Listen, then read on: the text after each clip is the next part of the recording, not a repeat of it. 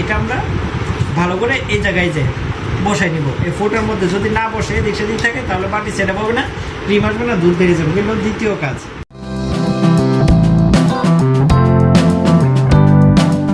প্রথমে আমরা এই পার্টসগুলো বাটিগুলো সব আলাদা করবো। এই যে দেখেন সব কিছু, এই রাবারটা আলাদা। এই রাবারটা আমরা খুলে আবার রাবারটা এই জায়গায় আমরা ভালো করে বসে নিব। বসে নেওয়ার পরে এই যে আপনার একটা ডিভাইস থাকবে, এখানে একটা ফুটা আছে, ফুটাটার সাথে এটা আমরা ভালো করে এই জায়গায় যে বসাই নিব। এই ফোটার মধ্যে যদি না বসে এদিক সেদিক থাকে তাহলে বাটি সেটা পাবে না, ক্রিম আসবে না, দুধ বেরিয়ে যাবে। কিন্তু দ্বিতীয় কাজ, প্রথমে রাবারটা ভালো করে বসাবো, দ্বিতীয় নম্বরে এটা বসাবো ভালো করে। এটা বসানোর পরে এখানে যে একটা ছোট্ট একটা আছে, র্যাক আছে, এই ছোট্ট র্যাক বরাবর আমরা এই যে দেখেন এখানে ছোট্ট একটা আপনার গর্ত আছে, এই ছোট গর্ত বরাবর আমরা ছোটটা বরাবর বসাবো, তাহলে অটোমেটিক বাটিটা নিচে যাবে। আর যদি আমরা এভাবে উল্টা পাল্টা বসাই তাহলে বাটি নিচে যাবে না, আর বাটি নিচে না গেলে আপনার ক্রিম আসবে না, সেটা হবে না। প্রতিটা আমরা একটা একটা করে বাটি করে নিচে দেবো, একটা একটা আমরা একটা একটা বাটি করে আপনার এভাবে প্রত্যেকটা বাটি আমরা বসাবো।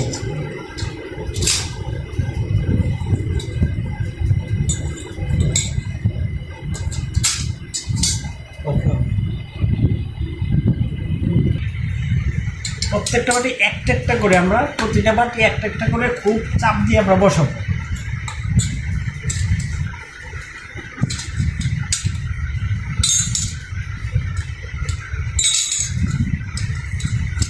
এই মেজারমেন্টে না বসলে জোর করে চাপ দিয়ে দিলে আপনার বাটি সেট আপ হবে না, পরে কিন্তু ক্রিম আসবে না।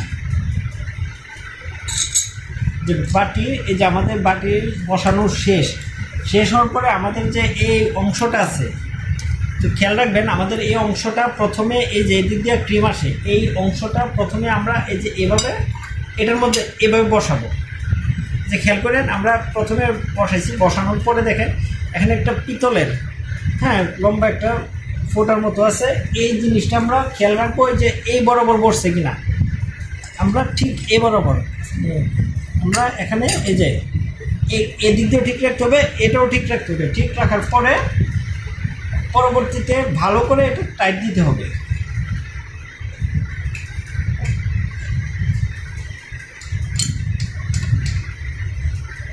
আপনার এমনি ঝাঁকি দিবেন, টাইট দিয়ে দিয়ে আপনার এই যে এরকম ঝাঁকি দিবেন, ঝাঁকি দিয়ে দিয়ে আপনার বাটিটা ফুললি ভালোভাবে সেট করতে হবে। তারপরে যদি এরপরে আপনি যেভাবে ঘুরাইবেন, এই যেভাবে বাড়ি দিবেন অপোজিট সাইডে, এই যে এটা বসে এই যে অপোজিট সাইডে এভাবে বাড়ি দিবেন, তাহলে আপনার এটা ভালোভাবে সেট হবে। আবার যখন আপনি খুলবেন, খোলার সময় আবার এটার বিপরীতে আপনি যখন দিবেন অটোমেটিক খুলে যাবে চাবিটা লাগানোর পরে। আমরা মোটামুটি ভালোভাবে টাইট দিব, আর এতে একটু পরপর একটু ঝাঁকি দিব, ঝাঁকি দিলে বাটিগুলোর ভিতরে বসবে।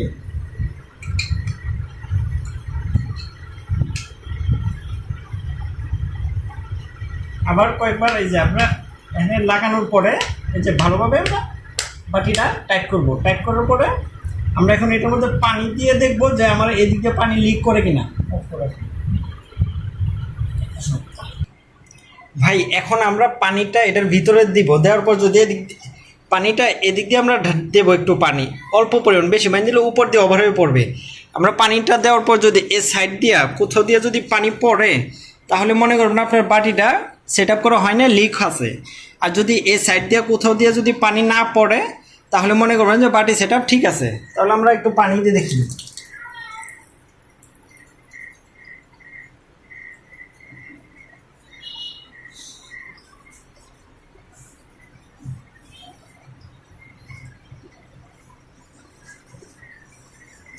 ভাই এই যে দেখেন আমার এটার মধ্যে কিন্তু পানি আছে, বাট কোথাও দিয়ে কিন্তু আমার পানি লিক করতেছে না, এই যে কোথাও দিয়ে পানি পড়তেছে না, তার মানে আমার বাটি সেট আপটা ঠিক আছে।